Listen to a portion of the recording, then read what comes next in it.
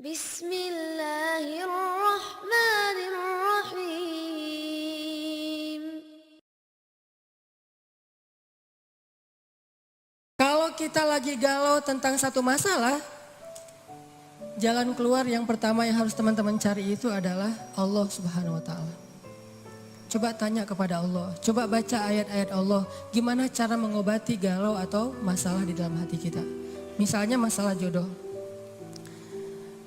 Allah bisa kita baca di dalam firman Allah surat An-Nur ayat 32. Ini salah satu ayat yang bisa membooster teman-teman jomblo fisabilillah. Ini ayat jomblo banget nih. Ayat surat An-Nur surat 24 ayat 32. Apa kata Allah di dalam ayat 32? Iyakunu fuqara yughnihimullahu min fadlih wallahu wasi'un alim.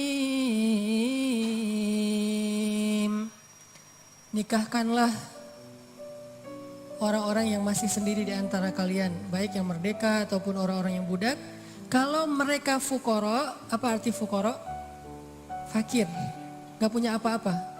Yughnihimullahu min fadli. Allah yang akan mencukupkan mereka dari karunia-Nya. Dan Allah maha luas lagi maha mengetahui. Ini ayat booster banget nih. Datang ke rumah calon mertua, capture nih ayat nih. Capture dulu ya, capture. Udah selesai capture, ditaruh paling depan. Jadi pas kita buka HP langsung ayat ini yang keluar gitu. Begitu ditanya kerjaannya apa, tunjukin nih ayat. Kan pertanyaan kedua pasti kerjaannya. Pertanyaan pertama siapa namanya, kedua kerja di mana. Siapa namanya, misalnya sebut nama kita, sebutlah Budi gitu. Oh iya, kerja di mana, masih kuliah atau udah kerja? Udah selesai kuliah Pak, kerjanya Pak ini. Apa ini? Kalau mereka fakir, Allah yang akan mengayakan mereka. Hah? Ngeri juga udah pakai ayat ya. Dan Allah maha luas lagi maha mengetahui Pak. Itu juga saya dengarnya dari Ustadz gitu ya. Oh benar juga nih ayatnya. Terus gimana anak saya dikasih makan apa? Allah yang kasih makan bukan saya. Anak bapak dan saya, bapak semua kita nih pemakan rezeki bukan pemberi rezeki. Gak ada satupun kan di antara kita pemberi rezeki, semua kita ini pemakan rezeki, pemberi rezekinya Allah. Dan ini ayat modal saya banget untuk nembak si dia. Kan saya dulu nikahnya nikah ngutang, maharnya aja ngutang ke sebelah. Tapi bilang ngutangnya jangan pas awal, nanti aja kalau udah deal baru ngutang. Udah setuju nih, kita nikah ujung-ujungnya, boleh utang dulu. Ternyata Allah mudahkan setelah itu. Justru setelah saya nikah tuh kan dulu saya kerja gak jelas ya. Memang gak punya kerja sih, bukan gak jelas. Nikah tuh gak punya kerja, gak punya simpanan apapun, gak punya bekal. Pokoknya modalnya modal surat An-Nur ayat 32. Itu modalnya, catat tuh. Kalau perlu jadikan status. Justru setelah menikah saya ngebuktiin sendiri gimana Allah maha menunaikan janjinya. Allah gak pernah ingkar janji. Kalau kita fukoro, saya emang dulu fukoro. Gimana fukoro? Gak tahu mau makan apa hari ini juga. Namanya mahasiswa di luar negeri. Tapi kemudian setelah selesai nikah Allah mudahkan dengan tiba-tiba saya dapat kesempatan menjadi petugas haji resmi. Bukan outsourcing gitu, resmi. Petugas haji resmi dari Depak selama 1 bulan musim haji dan itu lumayan penghasilannya. Pulang dari situ dapat tawaran untuk ikut audisi mengisi tilawah Al-Quran di salah satu televisi di Mesir. Yang ikut audisi itu banyak. Orang-orang Arab kan ngajinya bagus-bagus ya. Kelasnya udah kelas Al-Afasi, Al-Ghamidi, Toha Junaid yang keren-keren lah bacaannya, suaranya, hafalannya udah pasti keren. Saya ikut audisi tuh.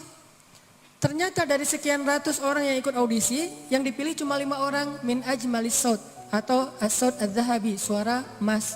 Dan saya alhamdulillah terpilih, entah gimana caranya, mungkin juri waktu itu juga lagi gak dengerin saya, tiba-tiba dicontreng aja. Terpilih di antara 5 orang dari berapa ratus orang yang ikut audisi. Terpilih, lalu dari 5 orang itu diseleksi lagi untuk ngambil 20 episode sekaligus. Yang lain cuma satu episode. 20 episode siapa? Ternyata saya juga dapat dari 5 orang itu dipilih satu-satunya yang ngambil 20 episode di televisi. Alhamdulillah, akhirnya rekaman, recording di TV, udah selesai gitu, nggak kerja selama 6 bulan. Mulailah kita keliling-keliling gak jelas gitu di Mesir mondar-mandir kayak 99 cahaya di langit Eropa gitu. Benar kan kata Allah, kalau mereka fuqara yughnihimullah, maka Allah akan memberikan kekayaan untuk mereka atau kecukupan. Jadi obat hati itu adalah yakin kepada Allah. Dan cara yakin kepada Allah, baca firman-firman Allah Subhanahu wa taala. Allah berjanji di dalam banyak ayat untuk bisa menjadi iman, menambah faith, menambah keyakinan di dalam hati kita. Tinggal kita baca aja. Banyak banget ayat-ayat kayak gitu. Jadi begitu kita galau tentang gimana nanti nih, apa yang harus saya kasih, gimana menafkahi, baca nih ayat. Gitu juga kalau misalnya kita cari kerjaan atau cari nafkah. Allah Subhanahu wa taala juga memberikan kita banyak sekali ayat-ayat yang menjadi janji dari Allah bahwa siapa yang yakin kepada Allah, pasti Allah Subhanahu wa taala akan menjaganya. Itu banyak banget ayat kayak gitu. Salah satunya teman-teman bisa baca minimal banget teman-teman bisa baca di surat Hud ayat 6. Coba baca surat Hud, surat 11 ayat 6. Ini juga ayat untuk ngecas iman kita. Apa kata Allah di ayat 6 surat Hud? Bismillahirrahmanirrahim. Wa ma min dabbatin fil ardi illa 'ala Allahi rizquha wa ya'lamu mustaqarraha wa mustawda'aha. Kullun fi kitabim mubin. Gak ada satupun hewan yang melata di muka bumi illa 'alallahi rizquha, kecuali Allah yang menjamin rezeki bagi mereka. Terus kenapa kita khawatir? Kenapa kita galau? Kan Allah yang menjamin, dan jaminan Allah itu sebaik-baik jaminan dijamin oleh perusahaan asuransi atau finance. Itu aja kita udah yakin gimana dijamin oleh Allah Subhanahu wa taala. Kayak ada orang yang ngambil asuransi kesehatan, dia nggak khawatir dengan sakit. Ada orang yang mengambil asuransi kendaraan, dia nggak khawatir kelecet atau terjadi kecelakaan, dirampok atau dicuri kendaraannya. Ada yang total loss only misalnya atau all risk. Dia nggak khawatir, kenapa? Ada yang menjamin. Ada orang yang mengambil asuransi pendidikan, dia nggak khawatir dengan harga pendidikan yang semakin mahal karena ada jaminan. Kalau kita masih sering ragu dan sering khawatir dengan hidup kita, berarti kita nggak yakin dengan jaminan Allah Subhanahu wa taala. Makin kita yakin dengan jaminan Allah, makin hilang rasa khawatir dalam hidup kita. Tenang ajalah, ada Allah. Ketika kita ada masalah sedikit, kita tinggal klaim. Dan mengklaim asuransi Allah itu lebih gampang daripada ngeklaim asuransi manusia. Ngeklaim asuransi manusia tetap aja ada biayanya. Tapi ngeklaim kepada Allah itu nggak ada biayanya, nggak perlu pakai nomor antri, nggak perlu jauh-jauh keluar dari rumah. Kita tinggal mengangkat kedua tangan kita mengatakan Ilahi, Robbi, saya ada masalah nih. Tetapi Engkau maha besar. Dan setelah itu hati kita akan langsung tenang. Ini teman-teman. Di antara obat terhadap semua penyakit hati itu adalah belajar yakin kepada Allah Subhanahu wa taala. Teman-teman bisa baca juga nanti surat Al-Mulk. Ini surat yang benar-benar ngebooster hati kita. Jadi sesi pertama ini saya pengen sharing.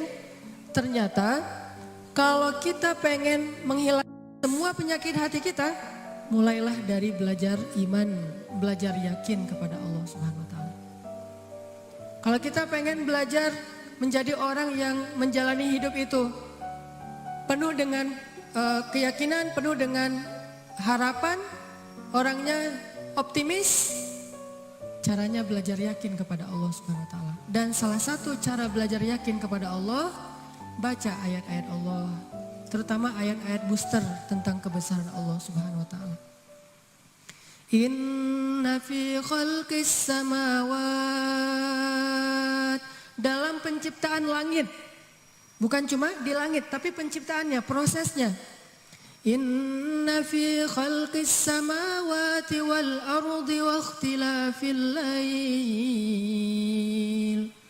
ikhtilafil laili wan nahari la ayatin li ulil albab.